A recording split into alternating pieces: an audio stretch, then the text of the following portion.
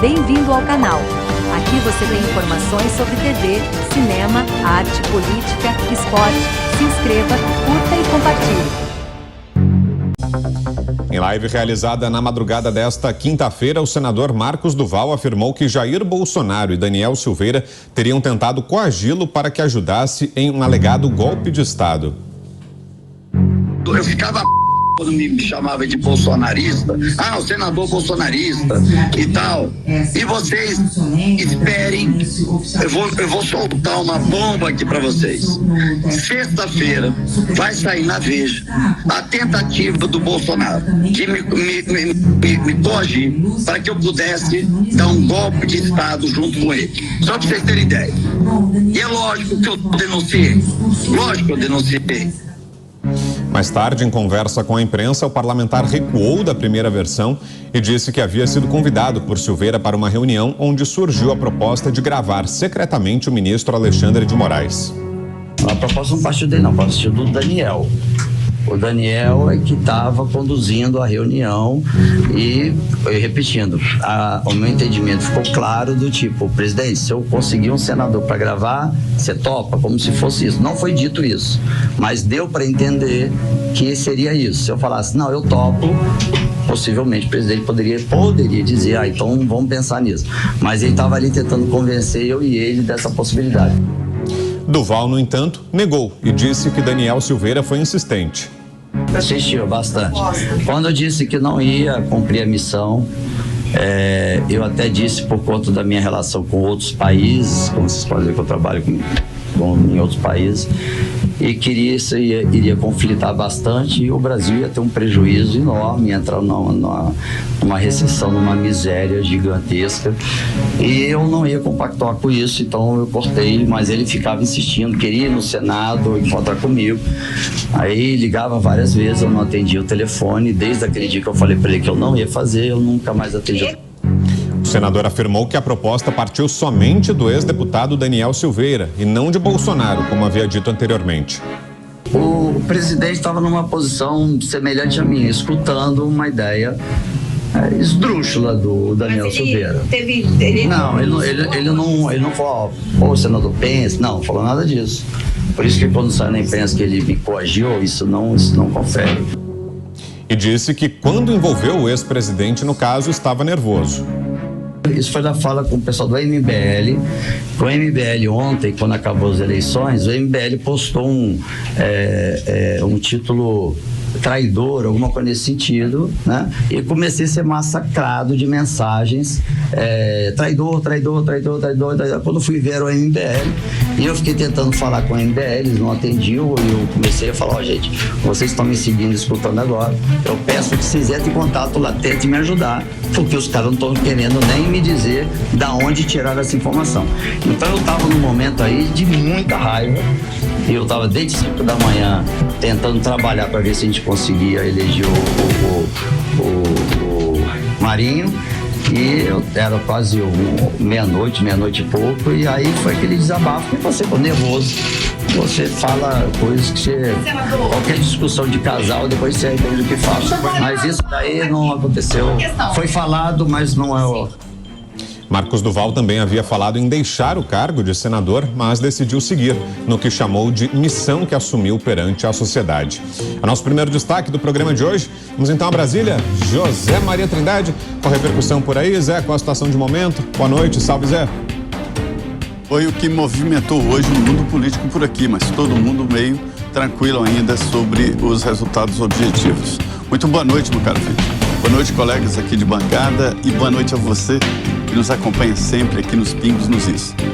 Olha, Vitor, trata-se de uma acusação muito pesada, séria demais, que mexe com a imagem do país, que mexe aqui internamente na política e até nas nossas vidas, né? Não poderia ser feita num rompante ou vomitando, foi um termo que ele usou, né? Vomitando a raiva, desta maneira. E ele já recuou em vários pontos e deixa, nas conversas ali, nas entrelinhas, né, deixa transparecer que tem muito mais informações e que não pode dar essas informações. Marcos Duval é um senador da República, eleito pelo Espírito Santo. ele não tinha nenhuma outra experiência política. A especialidade dele é investigação e inteligência. Então ele não é qualquer um, não. Uma pessoa que treina policiais em altas habilidades. Ele treina, inclusive, policiais norte-americanos. Já fez treinamento na SWAT, por exemplo. Ele ministrando cursos e palestra. É um palestrante na área de segurança pública e um empresário muito bem sucedido nesse setor. Então, dizer que ele raciocinou mal, que foi mal entendido e que não sabia onde estava entrando, isso não cabe. Ele é um profissional, um instrutor na área de investigação e de inteligência. Dá a impressão de que o senador Marcos do Val, na verdade, é um agente duplo, né? De que ouvia ali as conversas do grupo do ex-presidente Jair Bolsonaro e levava tudo para o ministro Alexandre de Moraes. Ele mesmo disse que quando viu a proposta do deputado Alexandre, levou imediatamente ao ministro Alexandre de Moraes. E o recuo dele é a falta de provas, né? Ele não tem como provar. Quando ele entendeu a seriedade desta conversa, desse rompante, desse vômito, segundo ele, né? Aí ele teve que recuar.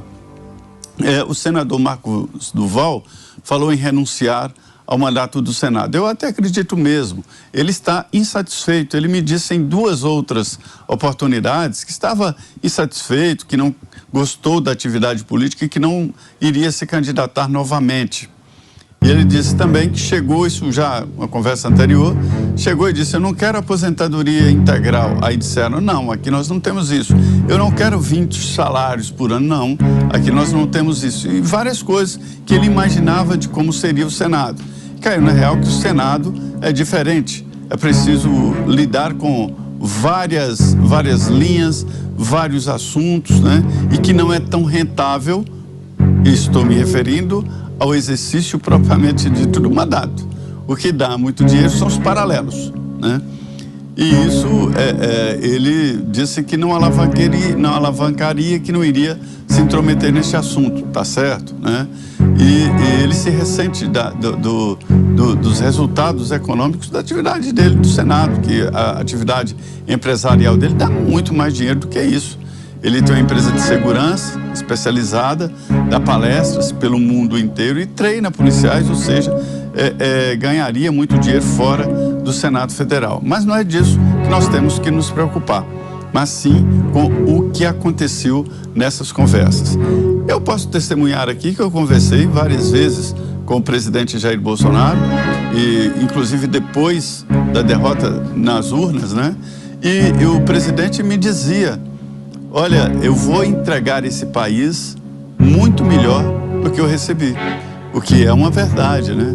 Mas ele dizia ali, falando que vai entregar o país, que não ia participar de golpe, que não estava pensando em continuar no poder, e foi isso que eu entendi durante todo o tempo. Por isso mesmo eu sempre transmiti aqui nos Pingos nos Is essa certeza, né? De que iria, porque o presidente da República me falava: vou entregar esse país muito melhor do que eu recebi. A outra frase dele: o Brasil não merece passar pelo que está passando, que é outra realidade, né? Não merece mesmo passar pelos solavancos que vem passando nos últimos dias. Agora, a novidade disso aí é que já há um debate, ainda ninguém sabe, na atividade política só se toma uma atitude política se a pessoa vai ser beneficiada, né? E ninguém sabe ainda quem será beneficiado por esse episódio do Val, né, que ele está falando, e por isso mesmo não há certeza, mas a indicação é de investigação desse processo através de uma CPI, e que venha mesmo essa investigação. Todo sol é muito bom, é um detergente muito bom em se tratando de atividade pública, transparência. Nelson Kobayashi, queremos ouvi-lo também. Koba, boa noite. Boa noite, Vitor. Boa noite, Pavinato, Zé Maria, Mota, e a você, meu amigo, minha amiga, que nos acompanha aqui nos Pingos nos Is. Bom, uma coisa me chamou a atenção aqui, o Zé fala a respeito da história, né, do currículo do Marcos do Val, senador pelo estado do Espírito Santo, e é de fato um especialista em inteligência e em investigação. Resta saber inicialmente que inteligência é essa que o Marcos Duval é especialista, porque não pareceu muito inteligente esse discurso assodado, precipitado, atabalhoado durante uma live, numa madrugada, com ali afirmações, imputações criminosas gravíssimas, seríssimas, contra o ex-presidente da República. Então, assim, se tiver fundo, isso precisa, claro, ser investigado, mas não é dessa forma que a melhor inteligência recomenda que seja feita. Então, é importante a gente ver em quais circunstâncias essa afirmação foi feita, né? Alguém que parecia que estava ali nervoso, a gente não pode considerar palavras ditas no calor das emoções. E me chama a atenção também que, além de ser especialista em inteligência, ele também é especialista em investigações. Inclusive, é um instrutor da SWAT americana. E aí eu fico me perguntando quais são as instruções que o Marcos Duval dá aos policiais norte-americanos, especialmente em interrogatório. Porque no interrogatório a gente tem que tomar muita atenção em relação às contradições.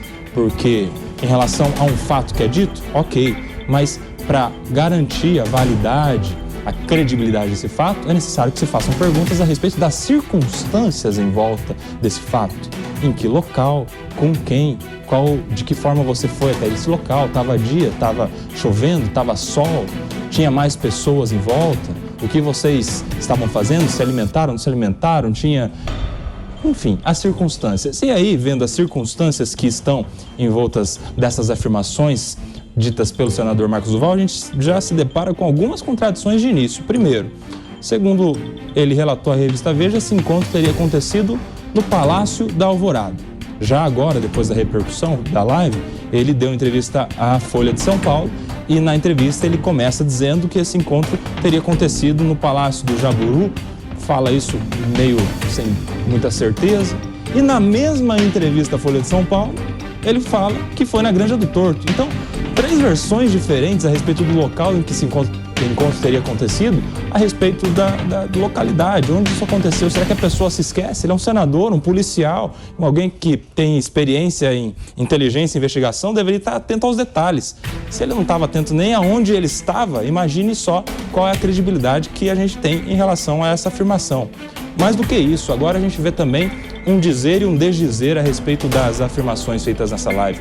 Ele falou com todas as letras na live que houve uma tentativa do Bolsonaro. A pessoa a quem ele atribui a tentativa de golpe foi exatamente a pessoa do ex-presidente. Hoje ele desdiz. Ele fala que o presidente Bolsonaro estava na mesma condição que ele, que era de alguém ouvindo as palavras ditas pelo Daniel Silveira. E chama atenção também essa questão, né? Porque na live ele fala que a tentativa foi do presidente Bolsonaro, se utilizando do Daniel Silveira como um interlocutor dessa vontade. Aí me causa mais uma dúvida, uma questão. Será que o presidente Bolsonaro ia escolher o Daniel Silveira para fazer essa interlocução de uma proposta criminosa? O Daniel Silveira, que é uma pessoa que tem um X nas costas, gigantesco. Alguém que está em evidência. É alguém que está monitorado, fiscalizado, tornozeleira eletrônica, tem todas as redes bloqueadas. É alguém que está no máximo da evidência dos olhos do judiciário e dos órgãos de investigação. Não parece muito crível que o presidente Bolsonaro escolheria alguém como Daniel Silveira para levar uma proposta criminosa ao senador Marcos Duval. E mais do que isso, mais falta de credibilidade no que diz o senador Marcos Duval, porque nessa mesma live, né, nesse mesmo período, ele fala que vai deixar o Senado. Hoje já não vai mais deixar, vai continuar por conta dos seus assessores, da sua equipe. Então, assim, eu acho que o senador Marcos Duval precisa mesmo tirar um tempo para refletir, porque está dizendo, desdizendo, se contradizendo, e credibilidade ele já não tem mais para exercer esse mandato tão importante que é o mandato de um senador da República. Bom, na sequência, as primeiras análises também sobre esse caso do Roberto Mota e do Thiago Pavinato, mas antes temos um chamado da nossa equipe em Brasília, porque o senador Marcos Duval já prestou depoimento sobre essas declarações e quem acompanhou foi a repórter Berenice Leite. Ela traz agora informações ao vivo pra gente. Boa noite, Berenice. Olá, boa noite a todos. Olha, eu falo direto aqui da sede da Polícia Federal em Brasília, onde o senador Marcos do Val presta depoimento nesse momento. Nós acompanhamos aqui tudo de perto, ele chegou em um carro prata, não falou com a imprensa, esse depoimento que foi marcado para 5 horas da tarde, chegou pontualmente, como eu disse, nesse momento ele está sendo ouvido aqui na Polícia Federal. Marcos do Val, que como já é sabido, fez uma declaração, participou de uma live e nessa live ele disse que havia um certo envolvimento, ele foi convidado para participar de um plano articulado pelo ex-deputado federal Daniel Silveira e também pelo ex-presidente Jair Bolsonaro. O ministro Alexandre de Moraes, do STF, diante dessas declarações, inclusive o senador Marcos do Val disse que em seu celular ele teria mensagens que comprovam uma reunião que ocorreu no Palácio do Planalto. Então, diante dessa declaração, o ministro Alexandre de Moraes atendeu o pedido da própria Polícia Federal, autorizando que ele venha aqui prestar depoimento. Qual seria a participação de Marcos do Val? A gente sabe que ele é da polícia, ele é delegado, então, como ele teria mecanismos, segundo ele foi convidado para participar desse plano, no sentido de fazer uma espécie de gravação, algo que pudesse comprometer o ministro Alexandre de Moraes, presidente do TSE. O plano, então, seria flagrar algo que indicasse que a eleição presidencial teria sido direcionada e, com isso, contestar o resultado das urnas e impedindo, então, a posse do presidente Lula. Esse pedido, como eu disse, foi feito, pedido de oitiva do senador Marcos do Val, foi feito pela própria Polícia Federal e é o mesmo inquérito que investiga a tentativa de golpe, isso após ter sido encontrado uma minuta, uma espécie de rascunho de um decreto presidencial na casa do ex-ministro da Justiça, Anderson Torres, que hoje também prestou depoimento na Polícia Federal, ele que está preso preventivamente no batalhão operacional aqui da Polícia Militar em Brasília. Segundo o magistrado, segundo o ministro Alexandre de Moraes, caso seja comprovado essas pessoas que estão envolvidas neste inquérito, elas podem ser condenadas por crimes de golpe de Estado e abolição violenta do Estado Democrático de Direito. Agora, esse depoimento, o que Marcos do Val vai dizer, a gente sabe que é um inquérito sigiloso, mas ao longo do dia ele ele, na verdade, deu várias entrevistas em vários veículos de imprensa e acabou caindo em contradição. Então, a gente vai seguir acompanhando aqui, inclusive qualquer movimentação, a gente vai tentar falar com ele aqui na saída, porém, até mesmo por essa prerrogativa, ele também ser da polícia, ele entrou e saiu pelos fundos, mas a gente está aqui monitorando, viu, Vitor? Perfeito, a gente segue em contato então. Obrigado, Berenice, pelas informações. Bom trabalho por aí. Vamos seguindo agora com o Roberto Mota, direto do Rio de Janeiro, já com a gente também. Queremos ouvi-lo, Mota, que nos diz sobre tudo isso que já temos até agora. O depoimento está em andamento. O senador Marcos do Val fala agora oficialmente. Devemos ter daqui a pouco, então, novidades, né? As primeiras declarações dele agora aos investigadores da Polícia Federal para tentar desfazer essa confusão toda que se formou hoje, né, Mota? Boa noite. Boa noite, Bruno. Boa noite, meus colegas. Boa noite, nossa querida audiência. Renúncia não é propriamente uma novidade na política brasileira. Novidade é renunciar à renúncia. Isso sim. Semana passada eu publiquei um artigo chamado Manual de Sanidade nas Redes Sociais. Nesse artigo eu dou várias dicas para que as pessoas usem as redes sociais de forma saudável, produtiva, civilizada. Entre as dicas, eu recomendei: não use as redes sociais quando você está sob forte emoção. Quando você escrever alguma coisa movido por um impulso assim, muito forte, espere, deixe aquele texto, aquela postagem descansando 24 horas. E aí no dia seguinte você revê aquilo. E eu disse, em mais de 80% dos casos, você vai apagar o que você escreveu. Você não vai postar. E me parece que a leitura desse meu artigo fez muita falta nesse caso. É um episódio que parece uma mistura de novela com filme de suspense, com uma dessas séries sem pé nem cabeça que passam nos canais de streaming, com uma teoria da conspiração tão elaborada que é impossível entender o que está acontecendo. Vocês vão lembrar que ontem mesmo eu comentei aqui que a política esse ano nos revelaria muitas surpresas. Ontem mesmo eu recomendei que as pessoas evitassem conclusões apressadas a respeito de pessoas ou de situações na cena política. Ontem mesmo eu lembrei a longa lista de decepções que o eleitor brasileiro já teve nos últimos anos. É uma lista imensa. Eu acho que isso faz parte, é parte do nosso papel aqui, né? Lembrar as pessoas. Eu acho que é justo a gente, diante de um quadro desses, dizer que o trabalho e a postura de uma grande quantidade desses representantes eleitos é completamente incompatível com a expectativa que nós, eleitores, depositamos neles. Tá? É quase que uma decepção atrás da outra. É lógico, isso não é um problema exclusivo do Brasil. Se a gente olhar para o mundo, isso acontece no resto do mundo também. E há quem diga que isso é um desafio das democracias, onde para você ter acesso a um mandato e ter muito poder, o candidato precisa apenas conseguir um determinado número de votos. É isso que coloca alguém na Câmara ou no Senado. Nenhuma outra qualificação, a princípio, é necessária. Até qualificações que seriam necessárias para você conseguir um emprego, né? Então, não é necessário você ter um caráter adequado, ou você ter experiência em qualquer coisa, ou competência. Não é preciso que você alguma vez tenha feito alguma coisa bem feita na sua vida. Basta ter um determinado número de votos que às vezes você pode alcançar, por exemplo, porque você é uma celebridade. Às vezes, uma celebridade que você conquistou até de uma forma meio estranha, mas é isso que traz os votos para você. Né? Então, muita gente diz que esse é um problema que a gente tem a impressão que é um problema que se agrava a cada dia. Cada vez mais decepções, e as decepções são cada vez maiores. Isso é o sentimento que muita gente tem como eleitor, né?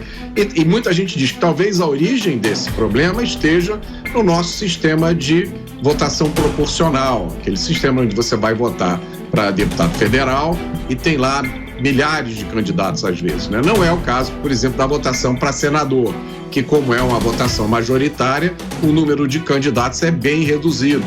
A disputa geralmente se resume entre 2 ou 3 nomes, né?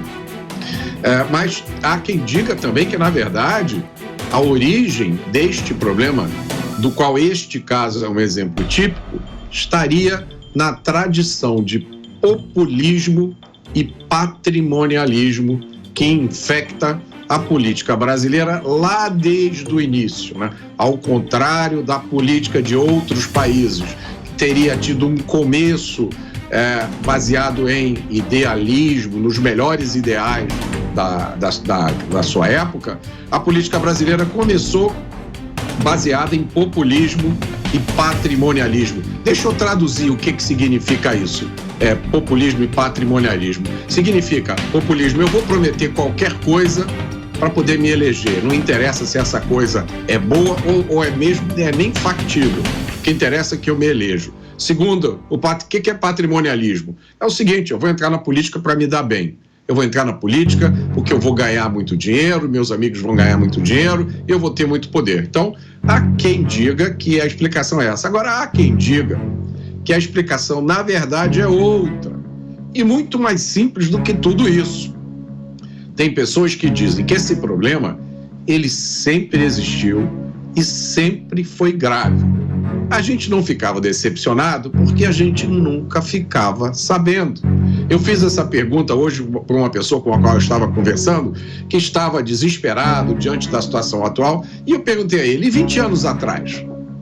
Como é que você sabia, o que você sabia sobre a política de 20 anos atrás? O fato é que esses fatos agora vêm à luz e não ficam mais, como o nosso querido Zé Maria falou muito bem, no escurinho do cinema. Eles agora estão à vista de todos.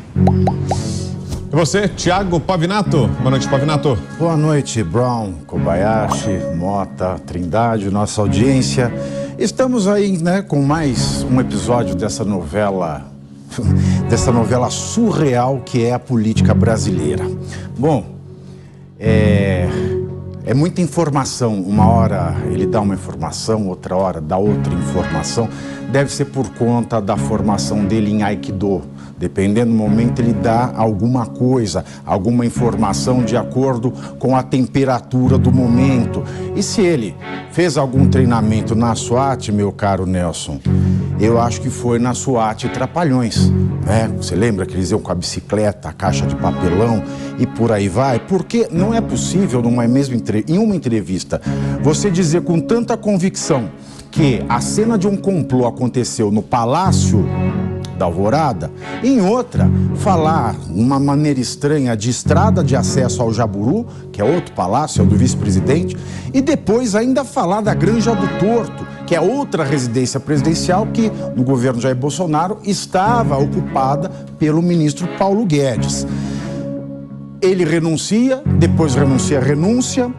Hoje à tarde, ele combinou de dar uma entrevista, eu queria fazer muitas estas perguntas a ele, mas aí ele disse que não dava, e no mesmo horário que ele disse que não dava, ele apareceu dando uma entrevista naquela emissora que tem um estúdio dentro do Congresso e não é a TV Brasil. E o que mais me chocou na tarja, tá vendo isso aqui que vocês leem aqui embaixo? Isso é uma tarja. Na tarja do programa em que ele estava dando essa entrevista, porque ontem na live ele disse que foi coagido por Bolsonaro. Depois ele disse que não foi coagido. Na tarja desse programa de agora à tarde, ele disse o seguinte, a tarja, entre aspas, tá? Doval diz que Bolsonaro tentou coagi-lo a golpe. Ou seja, ele foi, voltou e voltou de novo. Aí eu fico pensando, ele diz, né? Ele fala que ele estava na cena desse complô. Aí, diz Doval, na entrevista que ele deu à tarde, ele, se referindo ao que o Daniel Silveira propunha para o golpe, ele falou isso. Mas não foi dito isso, mas ele falou de... Então foi dito o quê se você estava lá, Cristo? Você estava lá. Então fala o que ele falou. Porque agora que você está delatando o acontecido, se você estava lá, você sabe. Como é que você fala? Ele falou isso, mas não foi dito isso. O que significa isso? Outra coisa, o que significa tentativa de coação? Não existe tentativa de coação, existe coação. A coação pode dar certo ou não, mas coação é coação. Um senador que esteve em tantas mesas do Congresso, inclusive na Comissão de Constituição e Justiça, o mínimo que ele deveria saber é que não existe tentativa de coação. A coação dá certo ou não. Bom, vai e volta, vai e volta. Agora, nós precisamos parar para nos perguntar o seguinte, ele disse que denunciou. Bom, denunciou para quem? Ele falou com o ministro Alexandre de Moraes. Tá, mas isso não é denúncia, isso é fofoca. Isso não é denúncia. Não, cadê a formalidade da denúncia? Ele não denunciou. E outra, isso aconteceu, essa narrativa do complô, segundo o senador Marcos Duval, aconteceu no dia 12 de dezembro. No dia 14 ele se encontrou com o Alexandre de Moraes. Nesse meio tempo, entre o dia 14 de dezembro e hoje, ele falou à Veja, onde ele entregou prints. Por que que ontem ele quis adiantar a matéria da Veja, falando em live, e depois se desculpar, falar que estava com a cabeça quente, estourado como se tivesse uma briga de casal? Peraí, ele é casado com quem? Com Daniel Silveira ou com Bolsonaro? Isso também não me fica claro. Uma briga de casal? Ele é casado com quem? Aí continua. Se ele fez a denúncia, por que é que ele não requereu a quebra do sigilo telemático dos envolvidos? Por que ele não abriu a denúncia formalmente? Porque agora as investigações dos atos do 8 de janeiro já cogitam pedir a quebra de sigilo do presidente da República e do Daniel Silveira. Mas isso podia ter acontecido lá atrás, afinal de contas, ele foi lá e relatou tudo para o Alexandre de Moraes. Ele falou tudo, segundo ele. Alexandre de Moraes não se manifestou. Pode ser, então, já que Alexandre de Moraes sabia tudo e nada aconteceu, eu sou levado a pensar que Marcos Duval mentiu que ele não foi falar com o Alexandre de Moraes. Deve ter sido mais um devaneio. Por quê? Pode ter sido que ele foi com a ideia de falar uma coisa, chegou lá, falou outra e saiu pensando que falou uma terceira coisa diferente. E vai saber agora o que ele está contando ali na Polícia Federal, porque quem denuncia tem que fazer a prova. Ou ele está fazendo isso para dizer, olha, o Alexandre de Moraes sabia, não fez nada e agora ele é suspeito para continuar nas investigações, para continuar conduzindo esses casos. Ou talvez ele queira fazer uma fita com o novo governo do presidente Luiz Inácio Lula da Silva, já que ele estava muito marcado com o bolsonarismo. Ou ainda, ele quer fazer uma cortina de fumaça, porque ele foi um cabo eleitoral muito eficiente da primeira eleição de Pacheco para a presidência do Senado. Ele queria agora, bem no dia, bem no final das eleições da Câmara e do Senado, fazer uma cortina de fumaça para que ninguém preste atenção. Quais senadores vão levar os cargos de segundo escalão do governo federal, como a diretoria de marketing do Banco do Brasil, como as mesas do Senado, da Câmara, do Congresso, porque isso vai mostrar quem votou em quem estava alinhado com quem. Então é uma cortina de fumaça, ele quer atrapalhar colocando suspeição no Alexandre de Moraes, ou ele quer fazer uma fita com Lula, ou ele está ficando louco. E ele precisa de ajuda psiquiátrica urgente.